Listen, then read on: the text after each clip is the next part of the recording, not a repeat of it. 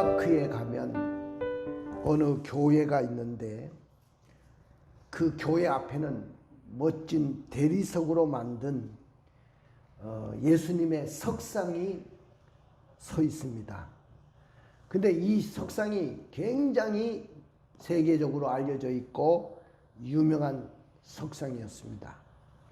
한 번은 그 교회 앞에 지나가던 무신론자가 있었는데 이 무신론자가 교회에 가까이 다가가지도 않고 멀찍이 떨어져 가지고 석상을 바라봅니다. 석상을 바라보면서 저게 그렇게 유명한 석상이야? 내가 보기에는 뭐 대단한 것도 없는데, 그러면서 비웃고 있습니다. 그때 마침 교회 앞에서 청소를 하고 있던 한 부인이 그에게 말하기를, 좀 더 가까이 와보세요. 그리고 그 석상을 가까이에서 보시죠. 그러면서 불쾌한 감정을 감추며 그에게 권면을 했습니다. 그래서 그가 좀 더 가까이 석상 앞으로 다가갔습니다.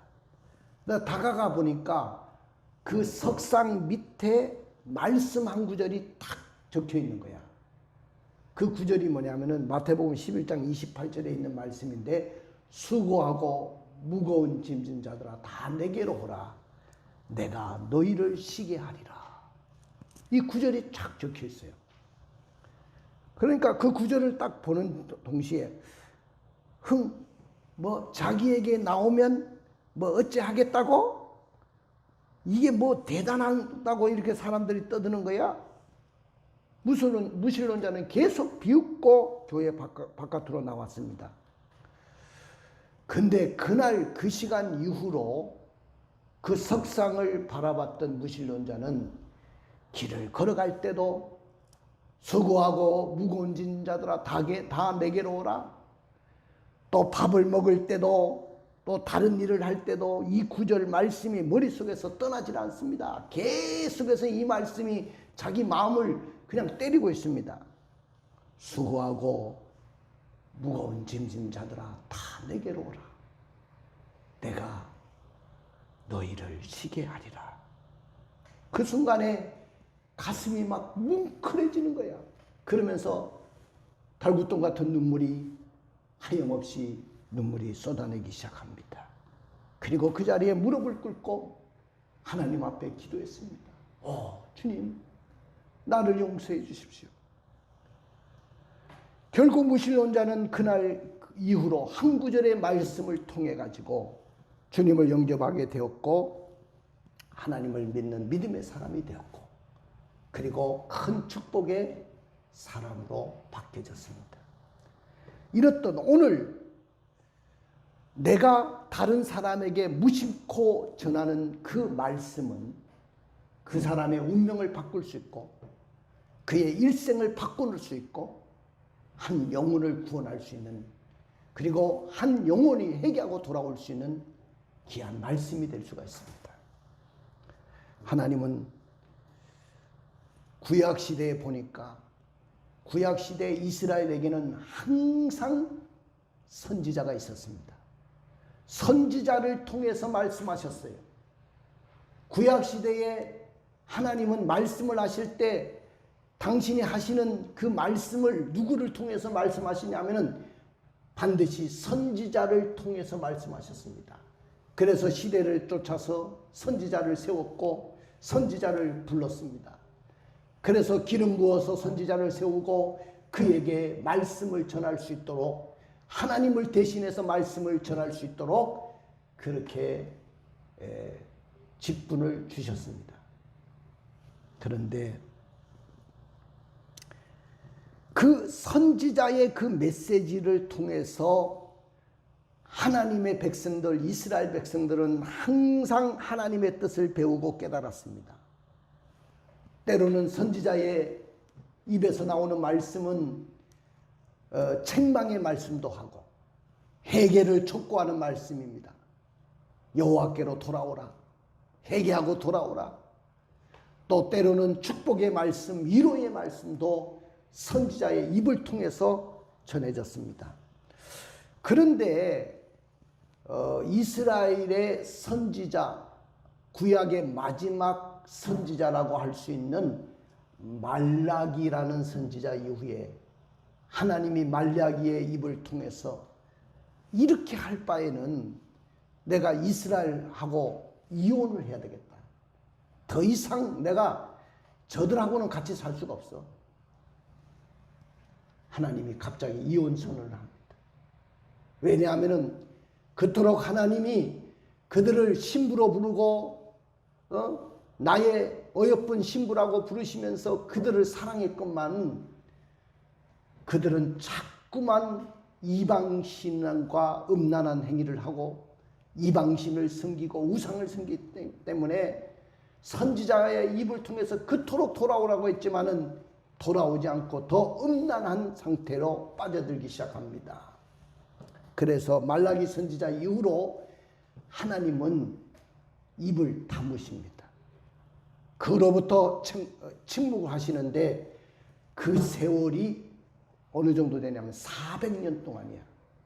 400년 동안 전혀 선지자가 없는 이스라엘을 생각해 볼 수 있겠습니까? 400년 동안 선지자 없이 하나님은 일제의 메시지를 이스라엘에게 주시지 않습니다. 이 시기를 역사적으로 암흑의 시기, 중간기라고 합니다. 그러니까 구약과 신약의 중간기가 400년 동안이었어요. 상당히 길었죠. 400년 동안 하나님이 전혀 음성도 주시지 않고 선지자도 보내시지 않았습니다. 그런데 그 정막을 깨뜨리고 하늘의 소식을 전하면서 천국이 가까웠느니라 회개하라. 천국이 가까웠느니라 회개하라. 외치는 자의 소리가 있었습니다. 광야에 외치는 자의 소리가 있었어요.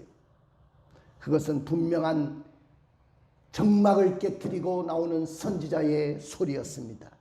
그가 누굽니까? 곧 세례 요한입니다. 세례 요한은 아비야 반열의 제사장이었던 사가랴의 아들로 태어났습니다. 그리고 그의 어머니는 아론의 자손인 엘리사벳이었습니다. 이런 훌륭한 부모 밑에서 제사장 집안에서 태어났어요. 앞으로 제사장이 될 수 있는 사람이었습니다. 또 주 앞에 큰 자가 되었고요. 그는 태어나자마자 포도주와 독주를 마시지 않는 나시린으로 컸습니다. 그리고 모태에서부터 예수님의 어머니 마리아가 예수님을 잉태하고 자기의 친족이니까 엘리사벳의 집에 놀러 갔는데 엘리사벳의 뱃속에 6개월 먼저 잉태된 이 아이가 막 성령이 충만한 거야. 아이가 막 뛰노는 겁니다. 모태에서부터 성령이 충만했던 사람이 누구냐? 바로 세례 요한이에요. 그렇기 때문에 우리가 아기를 가질 때 어머니들 이제 앞으로 아기를 가져야 될 그런 신혼부부들이 있으면 태교를 잘해야 되는 거라. 아기를 가졌을 때 정말로 기도 많이 하고 하나님의 말씀을 많이 읽어주고 그리고 이 아이에게 좋은 이야기들을 많이 들려주고 그러면 이 아이가 그냥 태어나면 저절로 잘 크게 돼 있어요. 근데 태교를 잘못한 사람은 문제가 되는 거야. 여러분들 아기를 가졌을 때 막 그 산모가 막 불안해하고 막 두려워하고 막 누구에게 쫓기고 뭐 이러면 얘가 바로 크지를 못해요. 태어나면 굉장히 산만한 아이가 되고 문제의 아이가 되잖아요. 근데 오늘 세례 요한은 모태에서부터 굉장히 성령 충만했어요. 아주 막 성령이 충만한 거야. 그러니까 이런 사람이 태어났으니까 얼마나 대단한 인물이 됐겠어요. 그뿐만 아니고 이스라엘 자손들에게 해결을 촉구하면서 수많은 사람들이 하나님께로 돌아오게 했습니다. 그는 실로 주님의 사자였고 주에 대해서 증거하는 자였고 또 성경에서 오리라고 예언된 엘리야였습니다. 주님이 친히 말씀하시기를 뭐라고 했냐면은 여인이 난 자 중에 세례 요한만큼 큰 자가 없다. 세상에서 여인이 난 사람들 중에 세례 요한만큼 큰 자가 없다고 할 정도로 세례 요한은 대단한 지상 최대 인격의 인물이었고 대단한 인물로 태어났습니다. 그가 이제 그리스도의 복음을 들고 이 세례 요한이 이 땅에 등장하면서 복음을 전파하는데 그는 회개를 외쳤습니다. 그리고 요단 강가에서 제사함을 주는 세례를 베풀었습니다. 그래서 그의 닉네임이 뭐냐면은 그 이름 앞에 세례라는 말이 들어간 거예요. 세례. 그래서 세례 요한이야. 자, 이기봉 그러면 세례 이기봉. 그거 똑같은 말이야. 그러니까 세례라는 말이 거기 들어가죠. 우리는 이제부터 세례 요한의 인물된가 선지자로서의 그 사명을 생각하면서 오늘 우리는 다시 한번 은혜를 받을 것입니다. 그러면 세례 요한은 어떻게 사역을 감당하였을까요? 오늘 본문을 통해서 묵상하고 은혜 받으려고 합니다. 당시의 세례 요한은요, 굉장한 인기를 얻었어요. 지금 보면은 연예인 중에서 제일 잘 나가는 아이들이 보니까 미스터 트롯에 나와가지고 6등까지 한 애들 있잖아요. 탑6 임영웅이부터 시작해서 얘들이요, 지금 걔들의 인기가 대단합니다. 어디든지 가면 얘들은요, 사람들이 알아보고 그리고 막 수많은 인기를 끌기 때문에 물론 돈도 많이 벌겠죠. 그리고 수많은 CF 촬영도 섭외가 들어오고 막 인기가 막 얼마나 올라가는지 몰라요. 관심의 대상이었습니다. 근데 그 임영웅이보다도 더 관심의 대상이 누구였냐면 세례 요한이었어. 그 당시에 세례 요한은 임영웅이는 저를 가라 하는 거야. 그 인기와 관심은 하늘을 찌르듯이 대단했습니다. 그래가지고 수많은 제자들이 그를 따랐고요. 수많은 사람들이 회개의 세례를 받으려고 요단 강가에 나왔어요. 스스로 나왔어요. 그럼에도 불구하고 그는 왜 나는 광야에 외치는 자의 소리라고 했을까요? 이 시대에 자신의 이치와 사명을 망각하게 되면 어떻게 될 수 있다고 생각합니까? 오늘 저의 설교 제목은 광야에 외치는 자의 소리입니다. 한번 따라해 봅시다. 광야에 외치는 자의 소리. 예, 오늘 제가 여러분들에게 전할 말씀이에요. 광야에 외치는 자의 소리. 그러나 이 세례 요한이 광야에 외치는 자의 소리로 왔는데, 그러나 이 세례 요한이 만약에 그 자신의 그 이치와 사명을 깨닫지 못했다면, 그의 포지션을 지키지 못했다면 어떻게 됐을까요? 한번 생각해 봤습니까? 한번 뒤집기로 생각해 보세요. 뒤집어서 생각해 보세요. 지금 세례 요한이 이렇게 위대한 사역을 감당하고 지금 요단 강가에서 수많은 사람들에게 인기와 관심의 대상이 됐지만은, 만약에 세례 요한이 자신의 이치와 사명을 깨닫지 못했다면 어떻게 됐을까? 저는 곰곰이 묵상해 봤어요. 묵상해 보니까 이런 답이 나와요. 아마 예수님보다도 자신이 더 부각될 수밖에 없었을 거예요.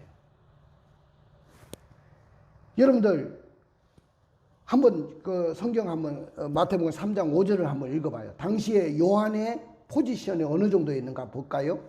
이때 예루살렘과 온 유대와 요단강 사방에서 다 그에게 나와. 저 보세요.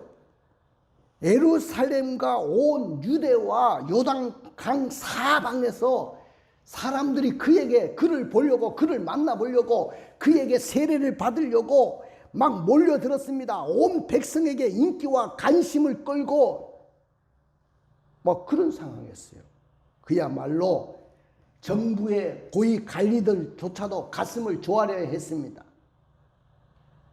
자, 그런데 마태복음 3장 7절에 보니까 그는 거침없이 당대의 민족의 지도자를 향해서 뭐라고 하냐면은 자, 3장 7절을 읽어봐요. 3장 7절.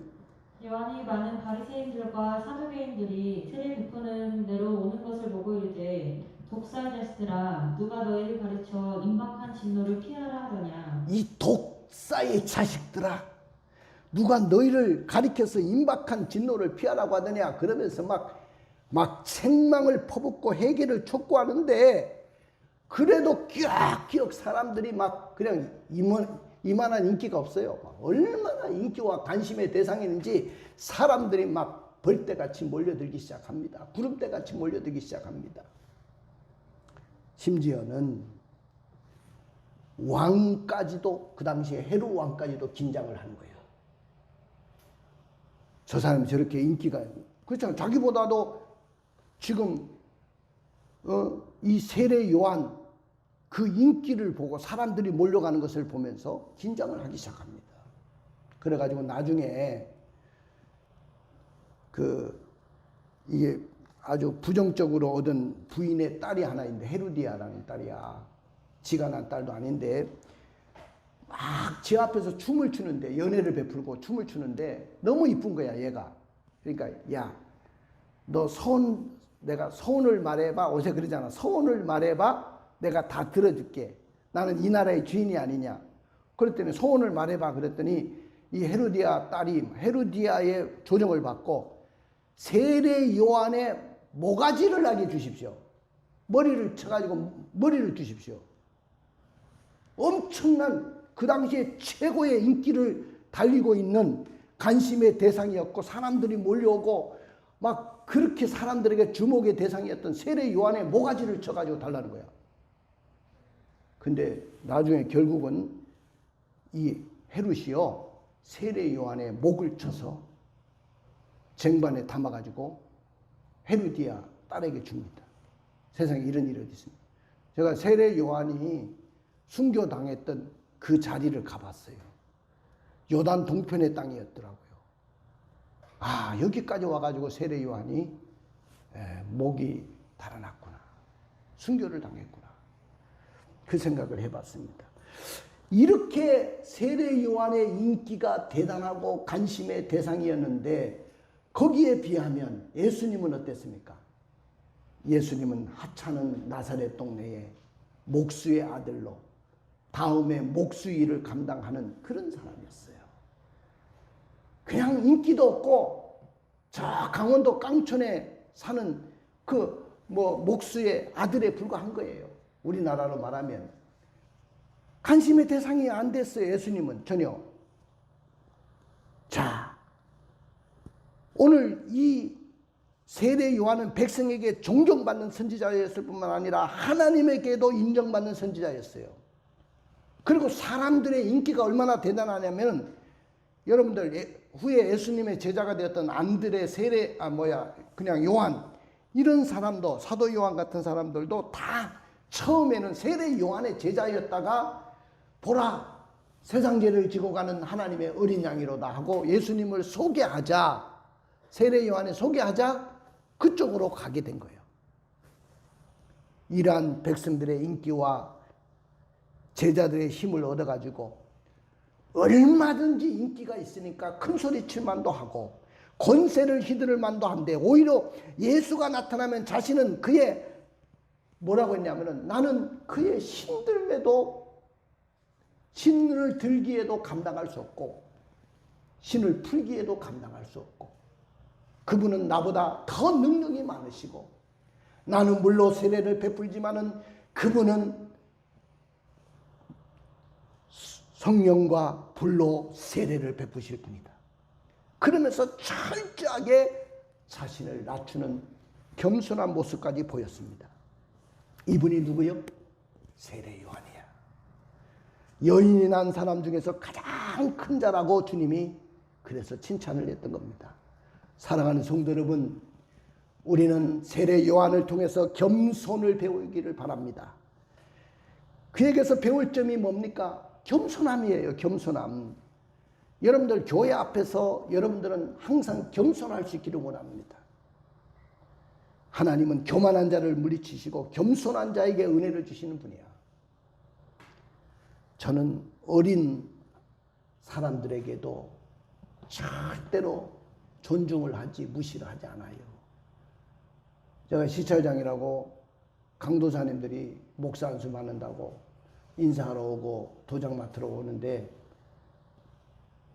제가 그냥 기도 한번 그냥 돌려보내지 않고 내가 기도 한번 해도 되겠어요? 기도 한번 해드리겠습니다 하고 기도해서 보내거든요. 기도를 하는데 한 사람만 그런 게 아니고 왔던 사람들이 다 통곡하면서 가는 거야. 기도를 하는 중에 막 통곡을 해. 이분들이 강도사님들이. 그럼 왜 그렇게 통곡합니까? 기도 끝나고 나서 나도 그러니까 오늘 목사님의 기도 중에 내가 힘들고 어려웠던 일들이 막 생각나면서 그것이 막 다 해결된 것 같습니다. 어떤 강도사님은 뭐라고 하냐니까 부모님이 예수를 안 믿는데 내가 내일 모레면 목사 안수를 받지 않습니까? 근데 우리 부모님이 예수를 안 믿어요. 그래서 오늘 목사님의 기도 중에 내가 눈물이 나와서 감당을 못하겠습니다. 여러분들, 우리는 예수님 앞에서 항상 겸손해야 되고 또 어떤 사람 앞에서도 우리는 겸손함을 잃어버리지 않기를 원합니다. 정말로 자신을 낮추고 자신의 머리를 숙인다는 것만큼 어려운 것은 없어요. 더군다나 사람들에게 인기와 관심의 대상이었던 그런 사람이 정말로 겸손한 자리에 갈 수 있다 쉽지 않습니다. 나는 여러분들이 그런 사람들이 되기를 원합니다. 그 다음에 오늘 세례 요한이 만약에 자신의 포지션, 이치와 사명을 깨닫지 못했다면 어떻게 됐을까? 생각해 보셨어요? 주의 길을 준비할 수 없었을 거예요. 세례 요한도 얼마든지 인간이잖아요. 세례 요한도 얼마든지 사람이잖아요. 그럼 사람에게 인기와 관심이 쏟아지면 어떻게 자신의 포지션과 이치를 지켜낼 수 있겠어요? 자기는 광야에 외치는 자의 소리로 왔지만 어떻게 그의 이치와 사명을 감당해낼 수 있겠습니까? 아마 이 정도 되면 자기의 이치와 사명을 망각할 수도 있어요. 하마터면 구원사에 필요한 주님의 결정적인 사역을 망칠 뻔한 사람 아닙니까? 만약에 그 인기와 관심 때문에 무너졌다면. 요한은 일시적이고 또 눈앞에 있는 인기와 사람들의 관심에 대해서 취하지 않았어요. 자신의 이치와 사명을 분명하게 지켜냈어요. 근데 만약에 자기 포지션과 사명을 지켜내지 못했다면 주님의 더 큰 주님의 구원 사역은 이루지 못했을 것이고 구원 사역을 보지 못했을 것입니다. 결과는 광야에 외치는 자의 소리가 되어서 주의 길을 준비하는 자가 되었다는 겁니다. 사랑하는 성도 여러분, 여러분들도 당장 사람들의 인기와 관심에 취해가지고 자신의 포지션과 사명을 잃어버리지 않기를 원합니다. 초심을 잃어버리지 않기를 원합니다.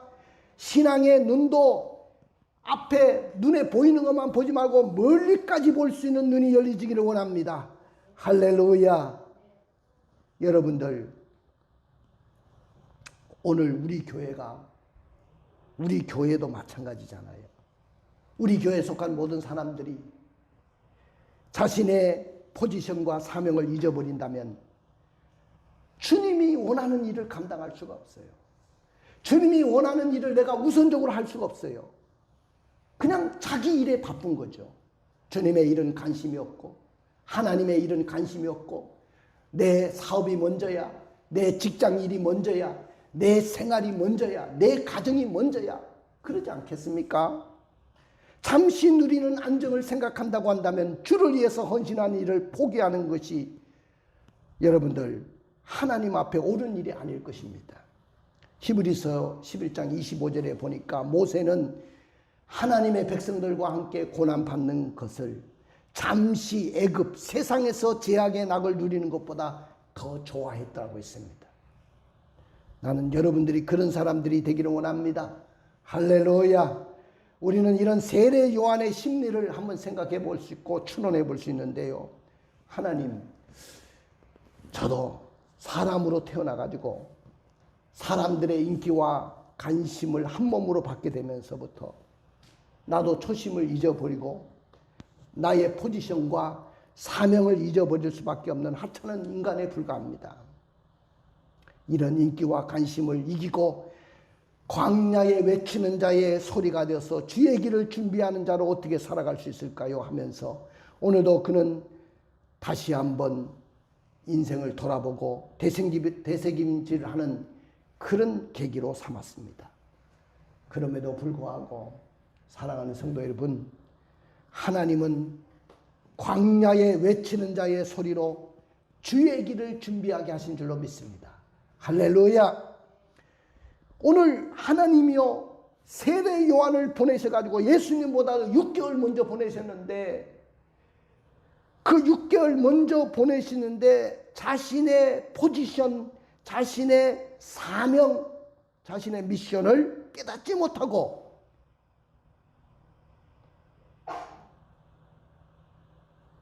사명을 버리지 않게 하시고 잊어버리지 않게 하시고 광야에 외치는 자의 소리로 주의 길을 준비하는 자가 되기를 간절히 원하신 분이 누굽니까? 하나님이셔요.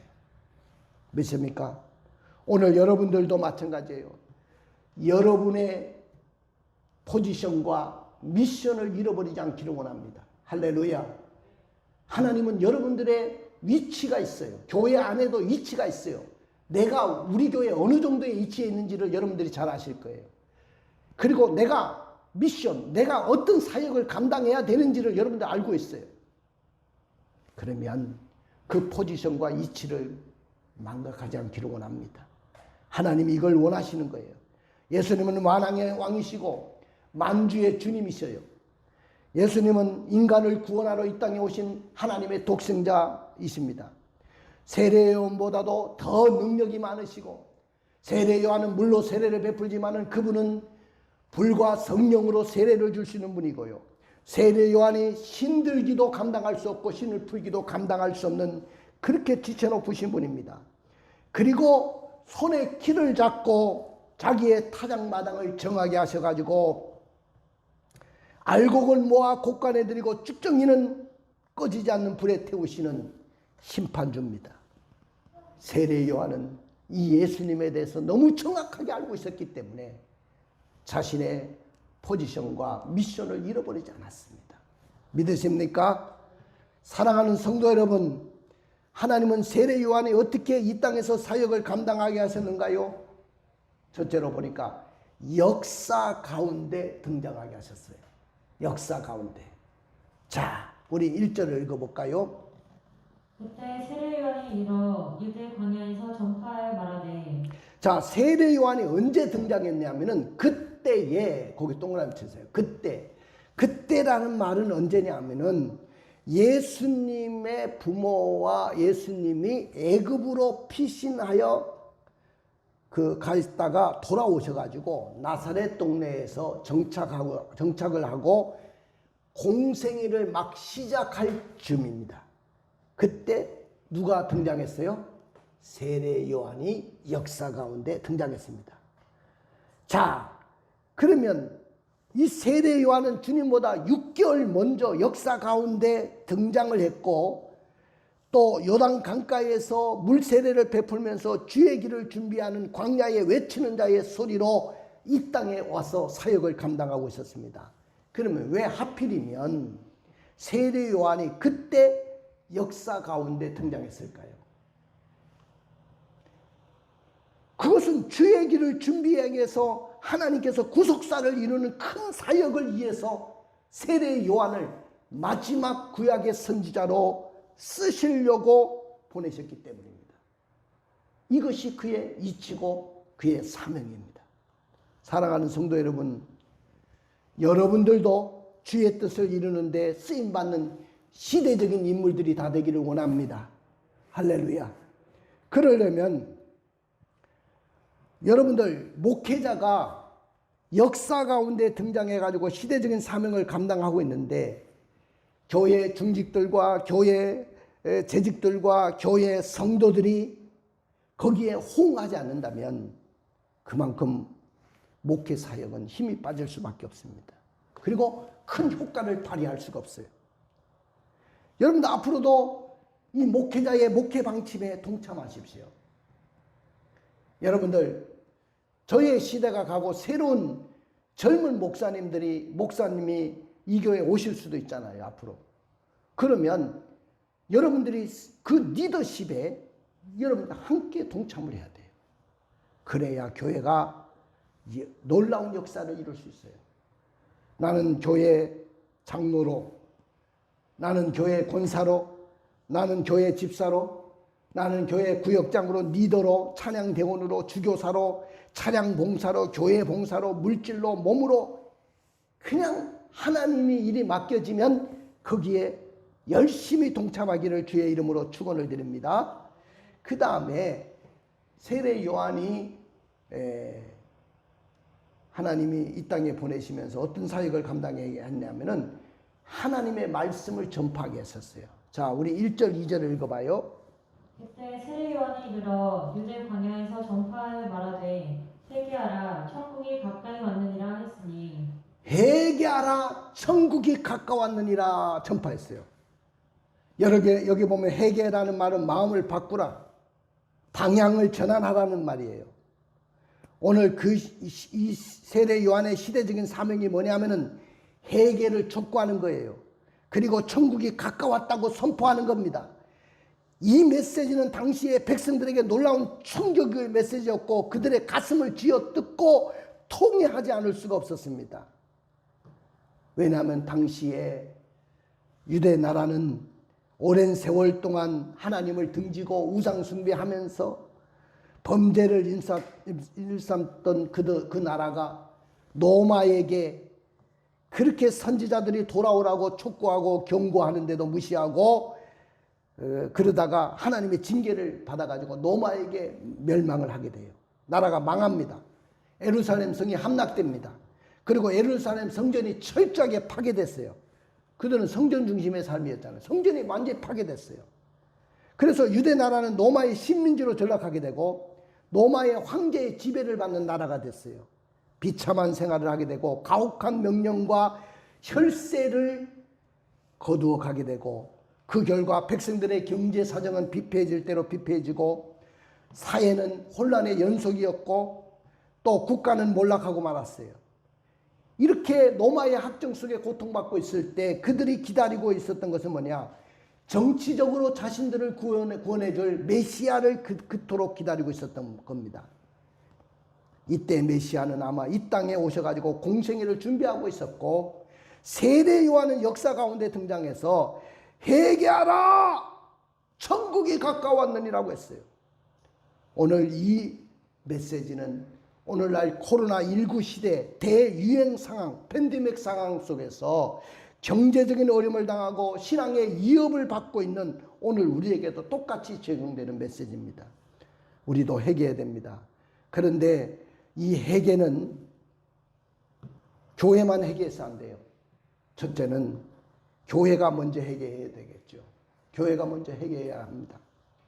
교회가 복음의 가치를 최우선에 두지 못하고 육신의 정욕과 안목의 정욕, 이생의 자랑을 쫓아가는 물질의 가치관에서 가감하게 회개할 줄 있어야 될 줄로 믿습니다. 할렐루야.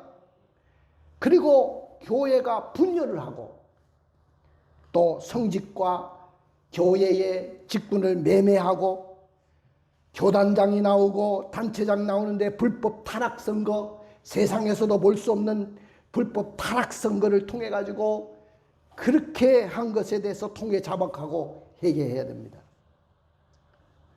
그리고 팬데믹 상태가 왔을 때 먼저 목사님들이 나라에서 예배를 금지한 적도 없는데 먼저 목사님들이 예배를 금지하고 예배를 드리지 못한 것, 이거 하나님 앞에 무릎 꿇고 회개해야 됩니다.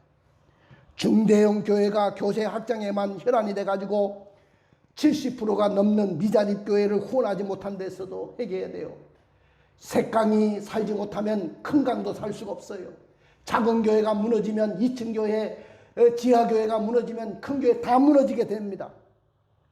그리고 교회를 사유하고 교권화한 것, 사회 지탄의 대상이 된 것, 이거 해결해야 돼요. 그리고 교회 국민화합과 국민 통일에 교회가 앞장서지 못한 것, 이거 해결해야 됩니다. 그리고 정치인들이 해결해야 됩니다. 어려운 시대를 준비하지 못한 잘못된 정책을 대통령이야 모든 관료들이 해결해야 되고요. 그리고 국가와 민족을 생각하지 않고 백성들을 생각하지 않고 오직 당리당략, 사리사욕, 거짓선동,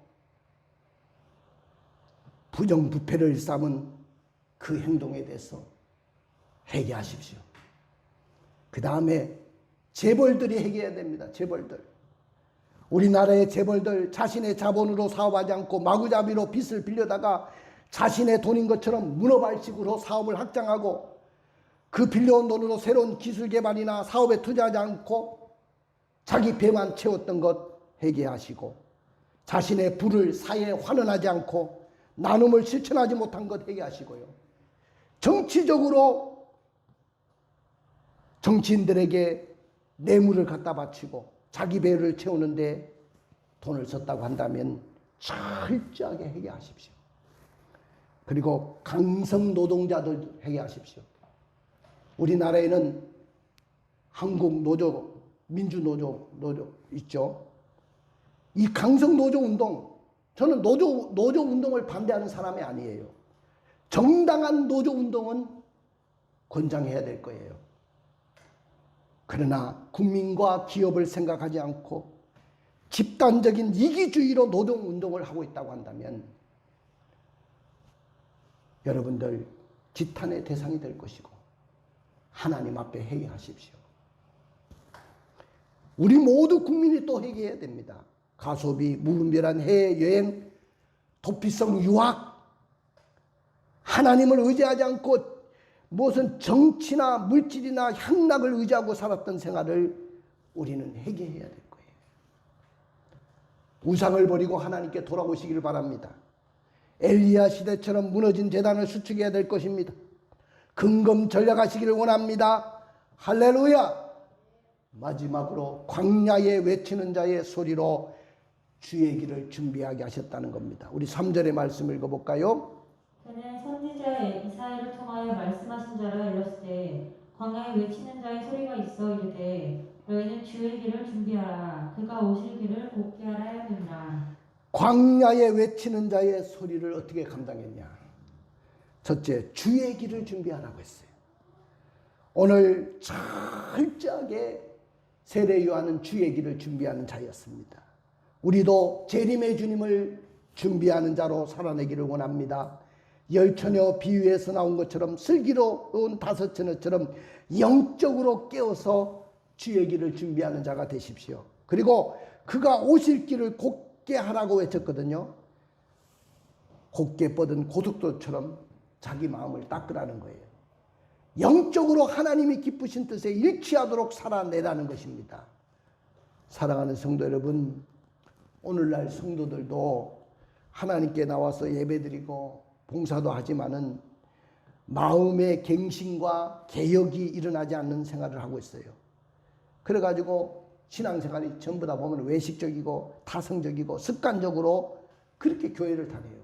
이래서는 여러분들이 복을 받을 수가 없어요. 이래서는 여러분들이 구원 받을 수 없고 천국도 갈 수가 없어요. 이 외식적이고 타성적이고 습관적인 신앙을 버릴 수 있기를 원합니다. 할렐루야. 믿습니까? 한번 따라해 봅시다. 광야에 외치는 자의 소리는 주의 길을 준비하는 것입니다. 그렇습니다. 광야에 외치는 자의 소리는 자신이 부각되지 않고 주님을 부각시키면서 주의 길을 준비하는 거예요. 광야에 외치는 자의 소리는 역사 가운데 등장해서 주의 길을 준비하는 것입니다. 광야에 외치는 자의 소리는 회개하라 천국이 가까웠느니라고 외치면서 주의 길을 준비하는 것입니다.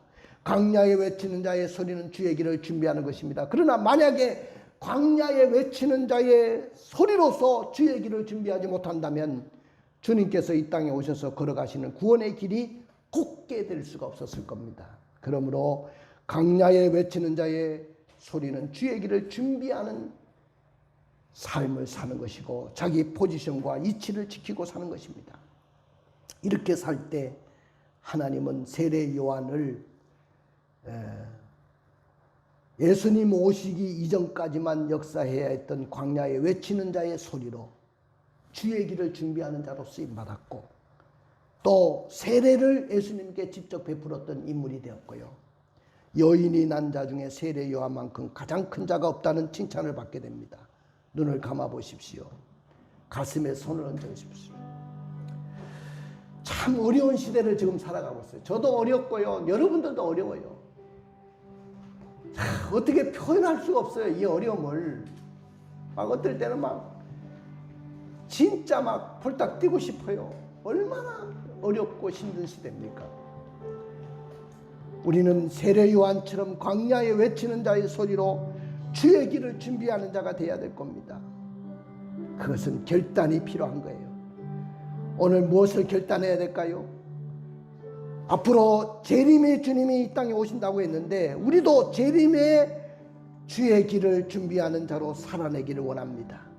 세례 요한처럼 나의 삶을 향한 나의 존재 목적을 잃어버리지 말고 나의 존재 목적을 분별하면서 살아내기로 다짐하고 결단할 수 있기를 원합니다. 할렐루야. 우리 다 같이 일어나셔서